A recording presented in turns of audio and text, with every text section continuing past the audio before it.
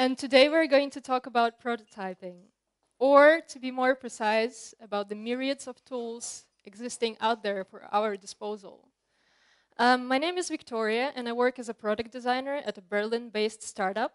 And here's my Twitter handle, so if you like to talk, feel free to welcome afterwards. The design industry is undergoing a huge transformation right now. We're seeing more and more prototyping tools, but only a couple of years ago, we had just a handful, and they didn't really fit together quite well. So, as the prototyping is now the essential part of the product development, what is actually fueling this process? I will kick this talk off with a couple of quotes from the people that I follow, and I think they are my influencers. Prototyping is a strategy for efficiently dealing with things that are hard to predict, and people usually suck at predicting things. So this guy, Scott, is a professor of cognitive science at the University of California, San Diego, and he's also a teacher at the human-computer interaction course, which I've been lucky to participate in quite recently. Ideas are cheap and development is expensive. Jay is taking care of design at Facebook, and he's a big fan and advocate of Framer.js. We're going to talk about this prototyping tool just slightly later. So how do we avoid building something that actually doesn't work in the end? We validate our ideas. With enough effort, we can actually do that without involving any developers or spending a fortune. What is prototyping good for? We build shared understanding, we convey our ideas to stakeholders, and we get feedback, test and validate our ideas. It's important to have the right set of mind for this when prototyping. Prototyping is a disposable artifact. That means that the goal of the prototyping is actually get customer feedback, and you can throw it away once you've learned what you needed to. So the goal will define your prototype. What is the scope of the prototype? That means how many screens do we need to have in the prototype? Is it going to be just, a couple of screens that we're testing, or the full funnel of the product? Aesthetics. Are we prototyping with quick, sketchy drafts, or we're actually putting together the designs, the final designs? Level of interaction realism. That means, do we actually need those fancy animations if we're testing them? In other words, how big and how real your prototype needs to be to serve its purpose. I usually preach for limiting the scope of the prototype. That frees you from worrying about the ongoing maintenance. Come on, George. So don't work on the full funnel. Though you might be tempted to recreate the whole product, prototyping is the act of actually creating a functional example of a product to be used for testing purposes. So how do we select the prototyping tool, since there are so many out there?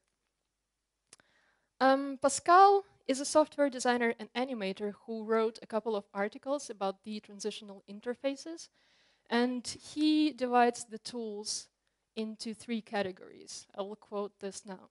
We currently have a few major schools of thinking. They roughly fall into 3 categories: timeline, signal flow, and code. I combined his approach and the approach of Noah Levin, who's been working at NASA as well. And we have basically 4 different categories right now of the existing tools. Timeline, this is basically when you work with timeline, creating prototype. Oh, sorry for that. You might argue with me that After Effects is actually not a prototyping tool, and that's true. But it can be successfully implemented into your process.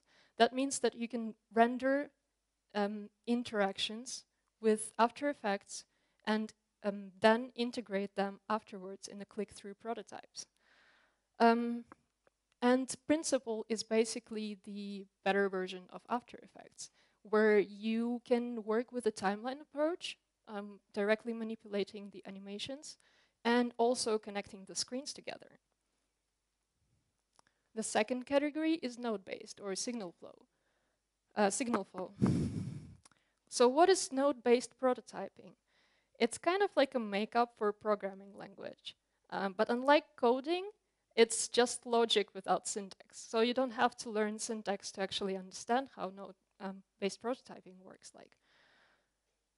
In this category, we have origami that is highly preached by Facebook designers, form that was actually bought by Google a while ago.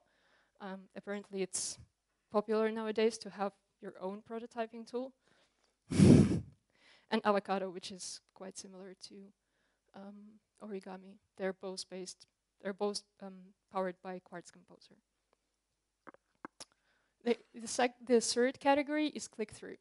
It's probably the most, straightforward software prototyping out there because you just connect static screens together with some rectangles, and you can, go from one screen to another. Those tools like Marvel, Flinto, Azure, Atomic, and Vision, they're all competing, so they're competitors. And they have like a number of very similar features. And it's quite fun to actually see them evolve because, they are trying to compete with each other, so just get some popcorn. And code-based. I bet a lot of you guys have coding backgrounds. How many of you have coding backgrounds? Okay, so quite a lot of people. And for you, it's probably much easier to wrap your head around the code-based tools, like Framer.js, which is based on CoffeeScript, which is apparently an easier and more minimal way of writing JavaScript. You can as well do prototypes with HTML, CSS, and JavaScript, or Xcode, which is crazy, I guess. So right now I will show you a couple of user interfaces of the software that we're using. This is in Vision, and basically what it does, it's a click-through tool. You have those, rectangles or hotspots that you can link to other static pages. It's quite straightforward. The next one is Pixate. What makes it more interesting, apart that Google also bought it, is that you have layers. So unlike other click-through prototyping tools, you can actually manipulate layers directly. Gives more control. The third one is Principle, a timeline-based tool. Also has layers, and it's much easier to actually work on particular animations.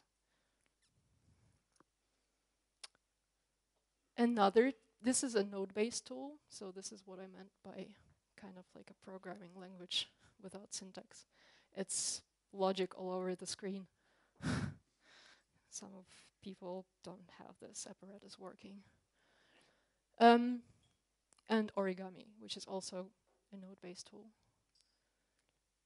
Then code-based tools, like Framer, where you have the editor on the left-hand side and the output on the right-hand side. And Xcode, which is a total craziness.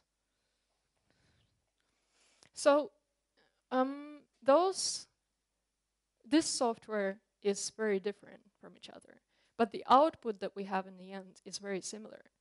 It really varies like with just a number of very small features, and some tools give you more control and some tools give you less control. So it really depends on what do you need to achieve with your prototype. Static design does not really provide any context between states or screens. That's where we start talking about motion design in context of prototyping. Carefully put together motion design can actually, keep focus of the user and guide users through a number of screens. So have any of you ever been in a situation where you come to a developer or a product manager? It should not have looped, but yeah, just imagine. And you try to explain how animation works with a number of weird sounds like this.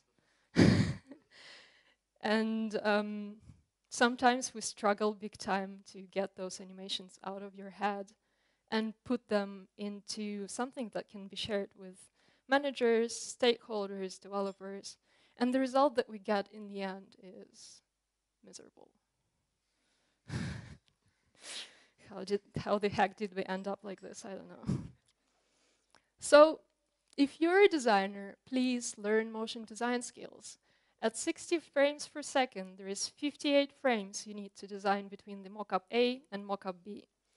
Paul is a motion designer at Twitter, and he just recently had been taking care of the Twitter video feature. And in his fantastic article, Providing Meaning with Motion, he talks about the importance of motion design in context of product design. So what's the difference between these two, rapid prototyping and motion design? The difference is really the goal that you're trying to accomplish. Hotspot-based prototyping tools are great for user testing, for pitching your ideas, for getting quick feedback, but they are not, however, very effective for showing the animation between a number of screens. Animated interactions are great, on the other hand, for pitching your ideas to stakeholders, explaining how particular animation should work and look like. And those prototypes are exceptional at testing just small bits of the funnel, just a couple of screens. So just remember, the right tool for the right job.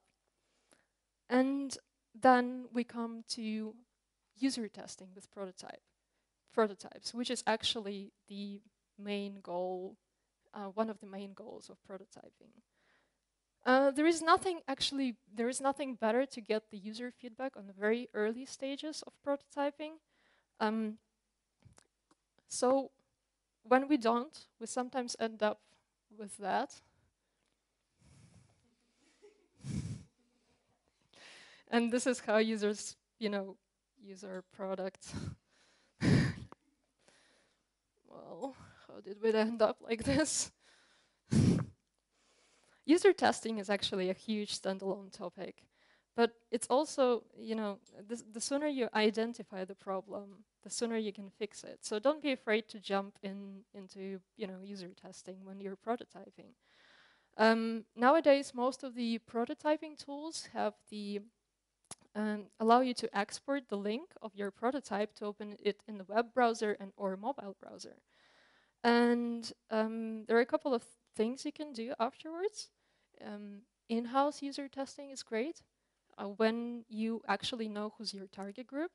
So you can invite your customers into your office and test your ideas with them.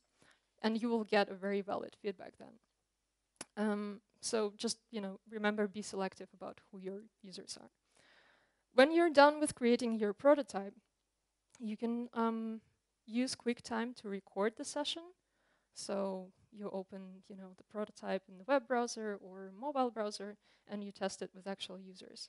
Just some basic things to keep in mind is that you have to sign the consent form and NDA agreement in case it's something that has to be protected, just not to get in trouble. Another one is guerrilla user testing. That's my favorite because you don't need to have a lot of resources to do that.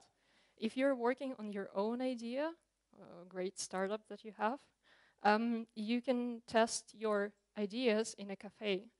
That doesn't actually, allow you to select your target group, but at least you can test your prototype and identify if there is any, fundamental problems with it. So if users understand your idea, and you can buy those guys coffee in return. I usually use places like Oberhold, so the people are very open to, feedback. Online user testing, there are a lot of actually testing tools out there, but I'm not going to go into that because a lot of them are very expensive. I want to highlight just one of them. It's Peak, called Peak, from usertesting.com. And you can post a link to your prototype and get a 5-minute video of real user using your website or an app, and it's completely free. So, you can do it as many times as you want. So just to recap, what did we learn today? Prototyping is a disposable artifact, so remember to keep the right set of mind for that. Limit the scope of your prototype. That will free you from ongoing maintenance. The right tool for the right job. That means click-through based tools are great for testing and getting feedback. And motion design is great for pitching ideas and explaining how animations work like to developers. Thank you very much.